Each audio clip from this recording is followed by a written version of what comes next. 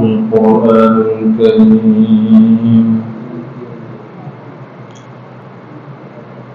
وقال الله تعالى في شأن حبيبه آخرا: إن الله وملائكته يصلون على النبي يا أيها الذين آمنوا صلوا عليه وسلموا تسليما. اللهم صل على سيدنا مولانا محمد وعلى آل سيدنا مولانا محمد. بلغ العلا بكماله كشف الهدى بجماله حسنت جميع خصاله.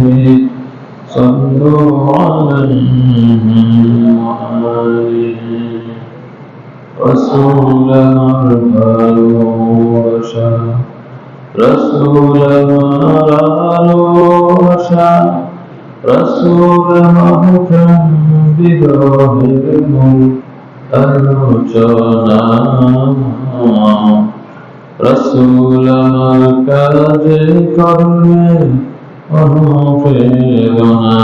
بلغ العلا بكماله كشف الهدى بجماله حسنت جميع خصاله.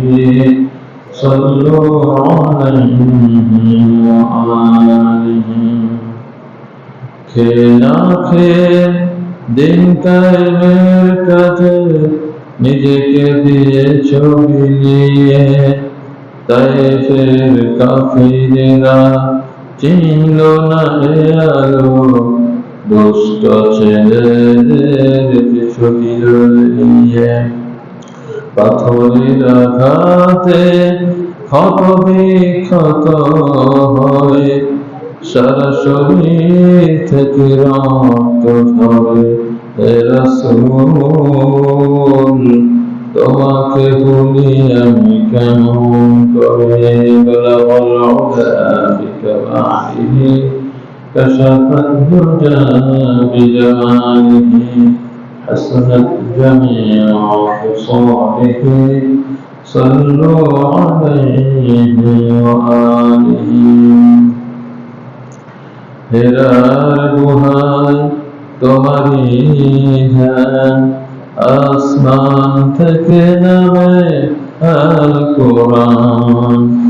ভাঙল সবার ঘুম তোমারই ঘরে, আসলো কোরআনের ছায়া তলে।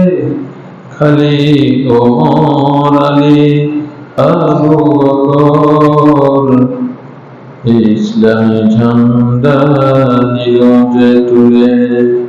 আল আমিন তুমি ছিলে যে সদা সকল মানুষের তরে। হে রাসূল তোমাকে ভুলি আমি কেমন করে। বলগল উলা বিকামালিহি كشف الدجى بجماله حسنت جميع خصاله. صلوا عليه وآله. أما بعد رب زدني علما واشرح لي صدري ويسر لي أمري واحلل عقدة من لساني يفقهوا قولي. سبحانك لا علم لنا إلا ما علمتنا إنك أنت العليم الحكيم. معزز محترم حضرات المسلمين الكرام، السلام عليكم ورحمة الله وبركاته. সর্বপ্রথম অসংখ্য শুকরিয়া আদায় করছি সে মহান রব্বুল আলামিনের, যিনি এই রবিউল আউয়াল মাসে বরকতময় মাসে আমাদেরকে তারই পবিত্র ঘর জান্নাতুল টুকরা মসজিদে যথাসময়ে এসে তিনি কিছু আলোচনা করার এবং শোনার তৌফিক দিয়েছেন। এই জন্য আমরা সমস্যার কালিমাতুশ শুকর আদায় করছি আলহামদুলিল্লাহ। দরুদ সালাম প্রেরণ করছি সাইয়্যিদুল মুরসালিন রাহমাতুল লিল আলামিন শফিউল মুযনিবিন মুহাম্মদুর রাসূলুল্লাহ সাল্লাল্লাহু আলাইহি ওয়াসাল্লামের প্রতি, যিনি মদিনা ইসলামী রাষ্ট্র প্রতিষ্ঠা করেছেন এবং ইসলামী রাজনীতির মাধ্যমে ইসলামী রাষ্ট্রের রাষ্ট্রপ্রধান হয়েছেন এবং ইসলামী রাষ্ট্রের রাষ্ট্রপ্রধান হয়ে আরবের আইয়ামি জাহিলিয়াতের সেই অন্ধকার, জাহিলিয়াতের অন্ধকার থেকে পথভ্রষ্ট আরব জাতিকে বিশ্বের সবচেয়ে উন্নত চরিত্রের অধিকারী জাতি হিসেবে তিনি তৈরি করেছেন এবং সেই সফলতা তিনি তার জীবদ্দশায় বিদায় হজের মাধ্যমে তিনি তা দেখিয়ে দিয়েছেন। সম্মানিত মুসলিম ভাইরা, আল্লাহ রাব্বুল আলামিন তার হাবিবকে আমাদের মাঝে পাঠিয়েছেন এই বরকতময় মাসে, রবিউল আউয়াল মাসে, রবিউল আউয়াল সোমবার এবং তাহার ইন্তিকালও এই মাসেই এবং রবিউল আউয়াল সোমবারে হয়েছিল। মুহাম্মদুর রাসূলুল্লাহ সাল্লাল্লাহু আলাইহি ওয়াসাল্লাম তার জন্মের পূর্বেই তার বাবাকে হারিয়েছেন। কিছুদিন পরে আবওয়া নামক স্থানে তার মাও ইন্তেকাল করেছেন। এরপরে তার দাদা আব্দুল মুত্তালিবের দেখাশোনার তত্ত্বাবধানের উপরেই তিনি জীবন অতিবাহিত করছিলেন। কিছুদিন পরে তার দাদার মৃত্যুর পরে তার চাচা আবু তালেব তিনি তার দায়িত্বের ভার তার কাঁধে উঠিয়ে নিয়েছিলেন। মুহাম্মদুর রাসূলুল্লাহ সাল্লাল্লাহু আলাইহি ওয়াসাল্লাম তিনি ছিলেন এই জগৎবাসীর জন্য রহমত স্বরূপ। আল্লাহ রাব্বুল আলামিন তাকে রহমত করে আমাদের মাঝে পাঠিয়েছেন। আল্লাহ রাব্বুল আলামিন কালামে পাকে ইরশাদ করেছেন, ওয়া মা আরসালনাকা ইল্লা রাহমাতাল লিল আলামিন। রাসূল, আমি আপনাকে এই জগতের জন্য রহমত হিসেবে পাঠিয়েছি। সেই রহমতের নবী, সে মায়ার নবী, সে দয়ার নবী, তিনি তার জন্ম থেকে মৃত্যু পর্যন্ত সবসময় উম্মতের জন্য, উম্মতের কিভাবে দুনিয়ার শান্তি পরকালে মুক্তি পাবে সে চিন্তায় সবসময় তিনি ব্যস্ত ছিলেন, বিভোর ছিলেন।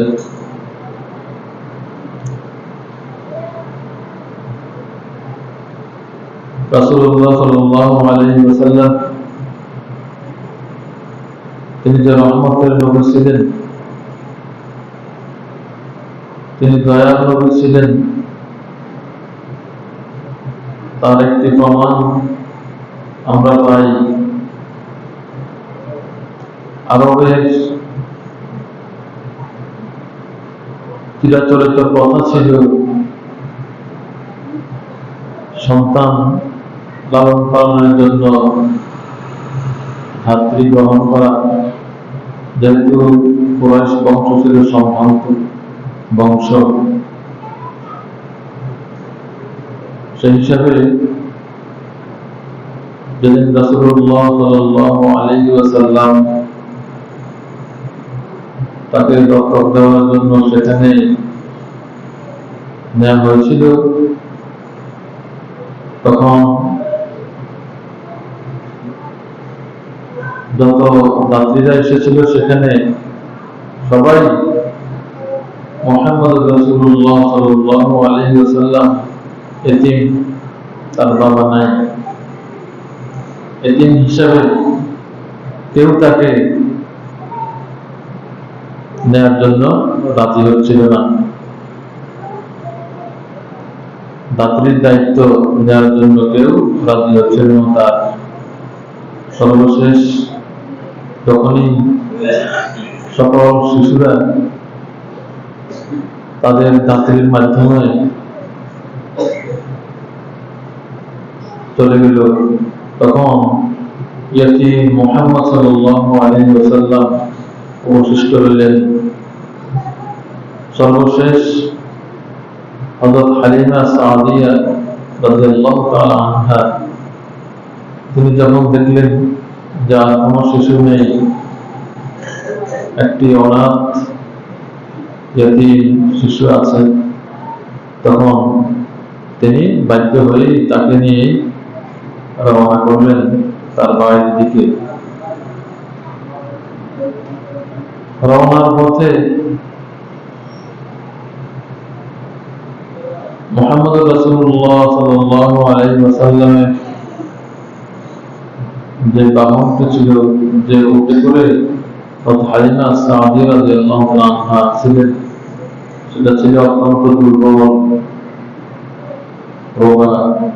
কিন্তু যখনই মুহাম্মদ রাসূলুল্লাহ সাল্লাল্লাহু আলাইহি ওয়াসাল্লামকে পিঠে করে হালিমা সাদিয়া রাদিয়াল্লাহু আনহা তার বাড়ির দিকে যাচ্ছিলেন, তখনই দেখা গেল অন্যান্য যাত্রীদের বাহনগুলাকে পিছনে ফেলে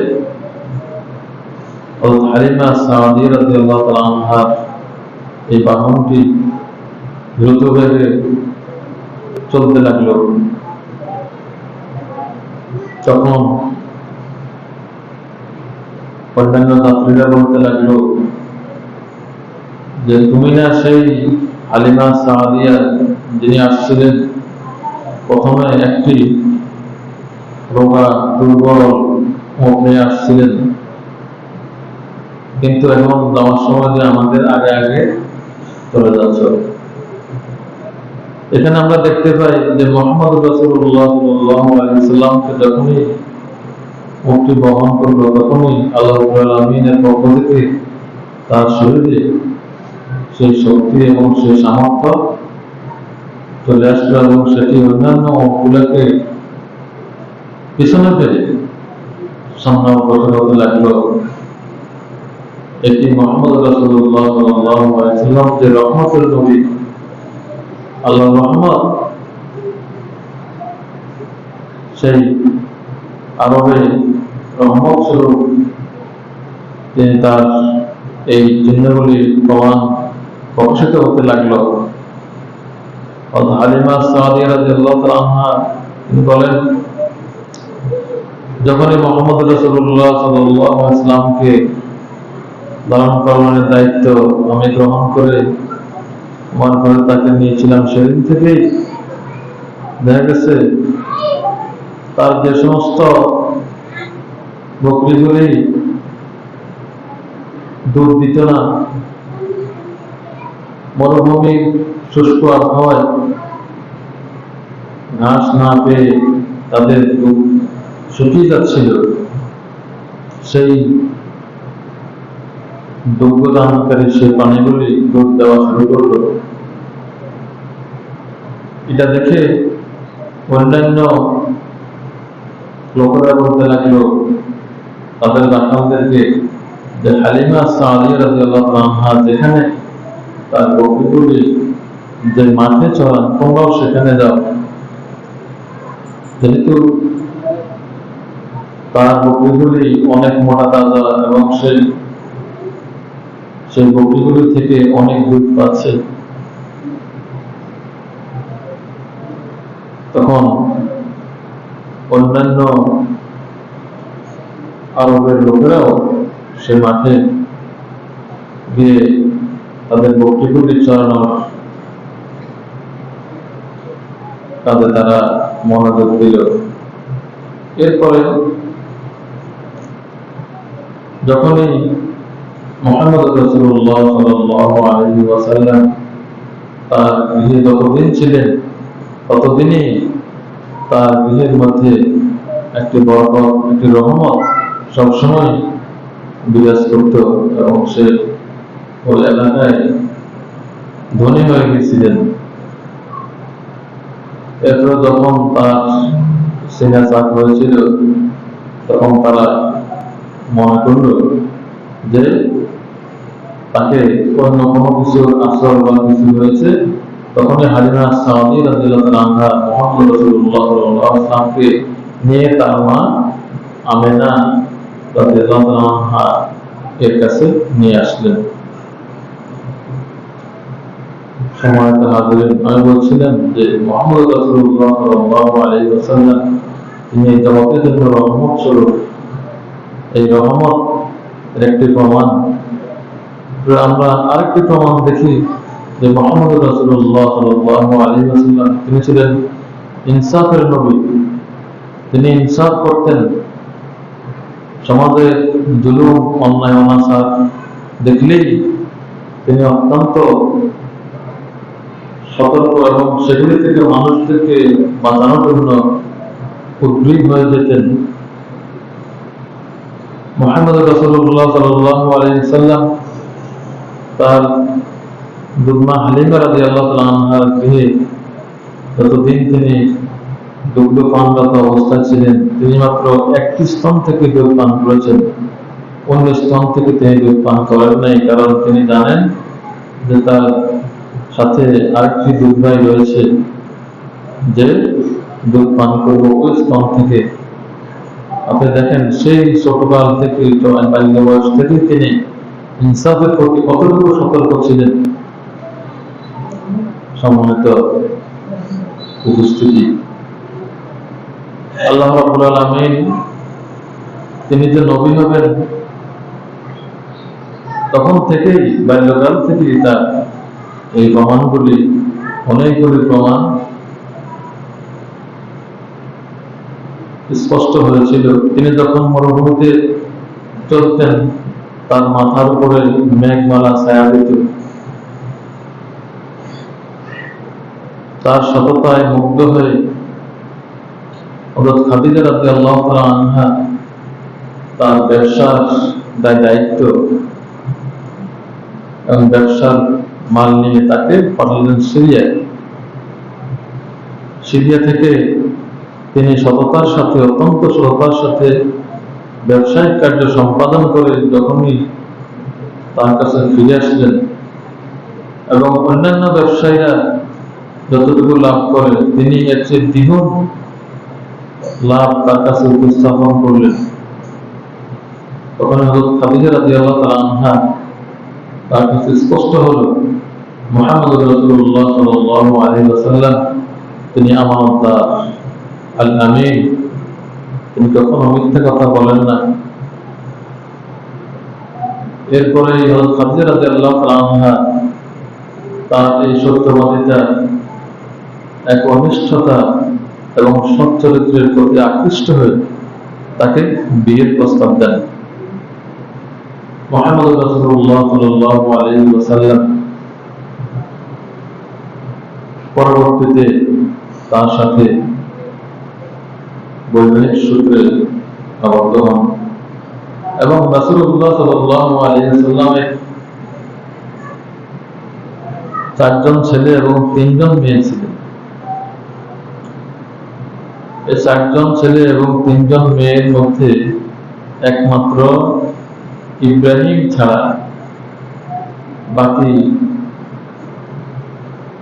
ছয়জনই হযরত খাদিজা রাদিয়াল্লাহু তাআলা আনহার গর্ভে আল্লাহ রাব্বুল আলামিন দিয়েছেন। রাসূল সাল্লাল্লাহু আলাইহি ওয়াসাল্লাম হযরত খাদিজা রাদিয়াল্লাহু তাআলা আনহাকে এত ভালোবাসতেন যে তার জীবদ্দশায় অন্য কোনো বিয়ে তিনি করেননি।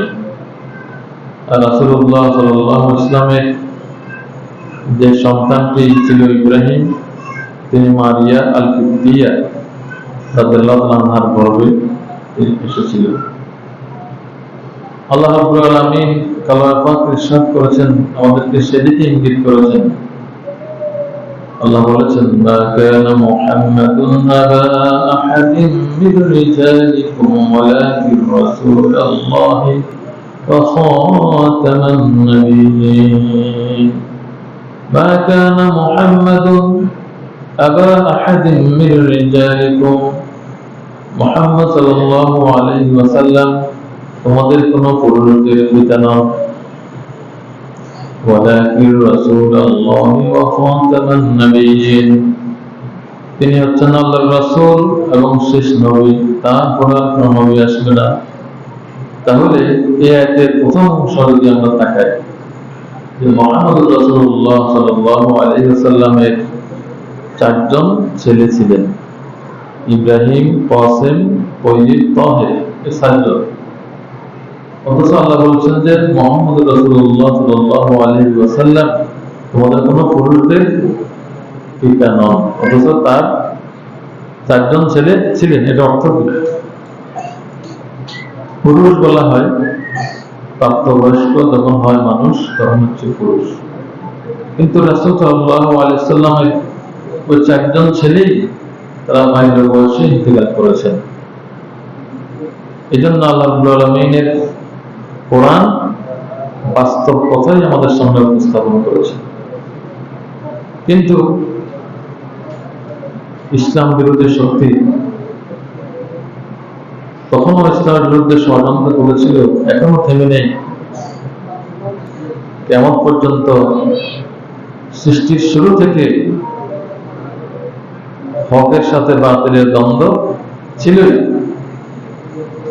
তখন ইসলাম বিরোধী শক্তি বলছিল যে যায়েদ, যে রাসূল সাল্লাল্লাহু আলাইহি ওয়াসাল্লাম ফারুক পুত্র, সে তো প্রাপ্তবয়স্ক ছিল, কিন্তু আসলে সে কিন্তু রাসূল সাল্লাল্লাহু আলাইহি ওয়াসাল্লামের পুত্র নয়, সে হচ্ছে পালক পুত্র। এই দৃষ্টিকোণ থেকে এই আয়াতটি ঠিক আছে। কাফেররা আরেকটি অভিযোগ উত্থাপন করলো মুহাম্মদ রাসূলুল্লাহ সাল্লাল্লাহু আলাইহি ওয়াসাল্লামের উপরে, যে মুহাম্মদ রাসূলুল্লাহ আলাইহি ওয়াসাল্লাম হযরত যায়েনব রাদিয়াল্লাহু তাআলা আনহাকে বিয়ে করেছেন। রবিউল আউয়াল মাস হওয়াতে আমরা সিরা নিয়ে একটু আলোচনা করছি। এগুলি আলোচনা করলে আশা করি আমাদের কোরআন এবং হাদিস, সুন্নাহ এগুলি বুঝতে অনেক সহজ হবে। যেহেতু রাসূলের সিরার সাথে, জীবনের সাথে, তার বায়োগ্রাফির সাথে কোরআন এবং সুন্নাহ অনেক আয়াত এবং হাদিস জড়িত। এই জন্য এই মাসে আমরা এই বিষয়ের উপরে আমরা যে কয়েকজনা পাই আমরা আলোচনা করব। আমি বলছিলাম যে হযরত যায়েনব রাদিয়াল্লাহু তাআলা আনহাকে রাসূল সাল্লাল্লাহু আলাইহি ওয়াসাল্লাম বিয়ে করেছেন। তিনি ছিলেন রাসূল সাল্লাল্লাহু আলাইহি ওয়াসাল্লামের পালক পুত্রের স্ত্রী। পুত্রবধূকে বিয়ে করা জায়েজ নাই। ইসলামের পুত্রবধূকে বিয়ে করা জায়েজ নাই। তবু কেন রাসূল সাল্লাল্লাহু আলাইহি ওয়াসাল্লাম তার পালক পুত্রের স্ত্রীকে বিয়ে করেছেন? কাফেরদের এই অভিযোগ, উত্তর হচ্ছে মুহাম্মদ রাসূল সাল্লাল্লাহু আলাইহি ওয়াসাল্লাম এর খালাতো বোন ছিলেন হযরত যায়েনব রাদিয়াল্লাহু তাআলা আনহা, আর যায়েদের ফুফু দুঃসম্পর্কীয় আর যায়েদ রাদিয়াল্লাহু তাআলা আনহা ছিলেন হযরত খাদিজা রাদিয়াল্লাহু তাআলা আনহার দাস ছিলেন প্রথমে। এরপরে মুহাম্মদ রাসূল সাল্লাল্লাহু আলাইহি ওয়াসাল্লাম খাদিজা রাদিয়াল্লাহু তাআলা আনহার দাসদের থেকে যায়েদকে তিনি পছন্দ করেছেন। পছন্দ করার পরে হযরত খাদিজা রাদিয়াল্লাহু তাআলা আনহা যায়েদ রাদিয়াল্লাহু তাআলা আনহুকে উপহার দিলেন। তাকে মুহাম্মদ রাসূল সাল্লাল্লাহু আলাইহি ওয়াসাল্লামকে উপহার দিলেন। উপহার দেওয়ার পরে রাসূল সাল্লাল্লাহু আলাইহি ওয়াসাল্লাম হযরত যায়েদকে তিনি কি করলেন? আযাদ করে দিলেন। আযাদ করে দিয়ে, মুক্ত করে দিয়ে, দাসত্বের শৃঙ্খল থেকে মুক্ত করে দিয়ে তাকে পালক পুত্র হিসেবে গ্রহণ করেছেন। এটা দ্বারা প্রমাণিত হয় যে ইসলাম দাসত্বকে কখনো, দাস কথাকে ইসলাম সবসময় ঘৃণা করে। মানুষকে দাস হিসাবে ব্যবহার করা, মানুষকে গোলাম হিসাবে ব্যবহার করা, এটা ইসলাম ঘৃণা করে। হযরত আনাস রাদিয়াল্লাহু তাআলা আনহু, আনাস ইবনে মালিক, তার পিতা তাকে রাসূল সাল্লাল্লাহু আলাইহি ওয়াসাল্লামের খেদমতে এনে তিনি কি করলেন? উপস্থাপন করলেন। বললেন, হে আল্লাহর রাসূল, অনেকে অনেক দামি জিনিসপত্র, টাকা পয়সা আপনাকে হাদিয়া দেয়, কিন্তু আমার কাছে এত দামি জিনিসপত্র, টাকা পয়সা নাই, কিন্তু আমি আমার ছেলেকে আপনার খেদমতে আমি হাজির করতে চাই এবং আপনাকে দান করতে চাই। তখন রাসূল সাল্লাল্লাহু আলাইহি ওয়াসাল্লাম তার খাদেম হিসেবে হযরত আনাস রাদিয়াল্লাহু তাআলা আনহুকে নিযুক্ত করলেন। হযরত আনাস রাদিয়াল্লাহু তাআলা আনহু তিনি বর্ণনা করেন যে 10 বছর আমি রাসূল সাল্লাল্লাহু আলাইহি ওয়াসাল্লামের খেদমতে নিযুক্ত ছিলাম। তিনি কখনো আমাকে বলেন নাই ইফআল কাযা লিমা ফাআলতা কাযা, এই কাজ করো, কেন এই কাজ করেছো, এইভাবে কোনো প্রশ্ন করেন নাই এবং কোনো আদেশও করেন নাই। আমি বুঝতাম যে কখন কি লাগে। রাসূল সাল্লাল্লাহু আলাইহি ওয়াসাল্লাম সবসময় তার পান করার পানি নিজেই নিয়ে পান করতেন। ছোটখাটো কাজগুলি নিজের হাতে সম্পাদন করতেন। তাহলে আমরা এখান থেকে একটি মেসেজ পাচ্ছি যে আমাদের আন্ডারে যে সমস্ত কর্মচারীরা কাজ করবে, আমরা প্রত্যেকেই আমাদের প্রয়োজনে বিভিন্ন ব্যবসা, বিভিন্ন কোম্পানি, বিভিন্ন কিছু আমরা পরিচালনা করি। কোম্পানি বা ব্যবসার পরিচালকদের জন্য মেসেজ হচ্ছে রাসূল সাল্লাল্লাহু আলাইহি ওয়াসাল্লামের এই আদর্শ, যে রাসূল সাল্লাল্লাহু আলাইহি ওয়াসাল্লাম হযরত আনাস রাদিয়াল্লাহু তাআলা আনহুর সাথে তার আচরণ কেমন ছিলেন, এই আচরণটা আমরা গ্রহণ করতে পারি। যেহেতু মুহাম্মদ রাসূল সাল্লাল্লাহু আলাইহি ওয়াসাল্লাম তিনি হচ্ছেন আমাদের জন্য আদর্শ। আয়েশা রাদিয়াল্লাহু তাআলা আনহাকে যখন প্রশ্ন করা হলো রাসূল সাল্লাল্লাহু আলাইহি ওয়াসাল্লামের চরিত্র কেমন ছিল, তিনি বলেছেন কানা কুলুহু আল কুরআন, তার চরিত্র ছিল আল কুরআনুল কারীম। সুতরাং আজকে এই অশান্তিময় এই পৃথিবীতে শান্তি আনয়ন করতে হলে মুহাম্মদ রাসূল সাল্লাল্লাহু আলাইহি ওয়াসাল্লামের আদর্শ, তারই চরিত্রে চরিত্রবান হয়ে আমরা যদি আমাদের সমাজকে পরিচালনা করতে পারি এবং তারই আদর্শবান হয়ে আমরা এই বিশ্বকে কোরআনের রঙে রঙিন করতে আমরা যদি চাই, তাহলে আমাদেরকে অবশ্যই কোরআনের কাছে ফিরে আসতে হবে, রাসূলের আদর্শের কাছে ফিরে আসতে হবে। তাহলেই আমরা দুনিয়া শান্তি এবং পরকালের মুক্তি আমরা পাব। রাসূলের আদর্শকে বাদ দিয়ে যদি অন্য কারো আদর্শকে যদি আমরা প্রাধান্য দিই, তাহলে তো আমাদের ঈমানে থাকবে না। কারণ আমি মুসলিম, আমার নেতা হবে কে? মুহাম্মদুর রাসূলুল্লাহ সাল্লাল্লাহু আলাইহি ওয়াসাল্লাম। আমি মুসলিম, আমার নেতা কি একদম বেনামাজি হবে? আমি মুসলিম, আমার নেতা কি একদম দুর্নীতিবাজ হবে, চোর হবে, যে রাষ্ট্রীয় সম্পদ আত্মসাৎ করবে, জনগণের মাল লুণ্ঠন করবে? শুধু তারা সিজনাল মুসল্লি হবে। নির্বাচনের সময় আসলে, ভোটের সময় আসলে মাথায় টুপি একটা দিয়া মসজিদে চলে আসে নামাজ পড়ে, মানুষদেরকে ধোকা দেওয়ার জন্য, যে আমিও তো নামাজ পড়ি, তোমরা আমাকে ভোট দিও। অথচ মানুষ কি আপনাকে সারা বছর দেখে নাই যে আপনি কি নামাজ পড়ছেন না পড়েন নাই, নাকি আপনি শুধু এখন ভোট নেওয়ার জন্য মসজিদে ঢুকতেছেন? এটা তো মানুষ এই ধরনের প্রতারণা বুঝে। আগের মতো প্রতারণা আশা করি মানুষ আর গ্রহণ করবে না, এবং দুর্নীতি চুরি চামারি করে অবলম্বনের দিন শেষ। বাংলার মানুষ এগুলি তারা ভালোভাবেই তাদের সামনে প্রতিভাত হয়েছে, স্পষ্ট হয়েছে। তারা প্রতারিত হবে না, তারা চলে আসবে কোরআনের কাছে, ইসলামের সুমহান আদর্শের কাছে। রাসূলের আদর্শে তারা আদর্শবান হয়ে সৎ লোকদের নেতৃত্বে এই বাংলাদেশকে গঠন করবে।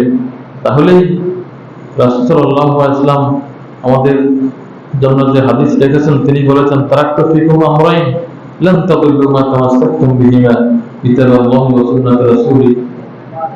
হে আমার উম্মতেরা, আমি তোমাদের জন্য দুটি জিনিস রেখে গেলাম, আল্লাহর কোরআন এবং রাসূলের সুন্নাহ। এই দুটি দিয়ে যদি তোমরা তোমাদের ব্যক্তি জীবন, পারিবারিক, সামাজিক, রাষ্ট্রীয় জীবনকে তোমরা পরিচালনা করো, তাহলেই তোমাদের দুনিয়া শান্তি এবং পরকালের মুক্তি নিশ্চিত হবে। আল্লাহ রাব্বুল আলামিন আমাদেরকে তৌফিক দান করুন। আমিন। আসসালামু আলাইকুম।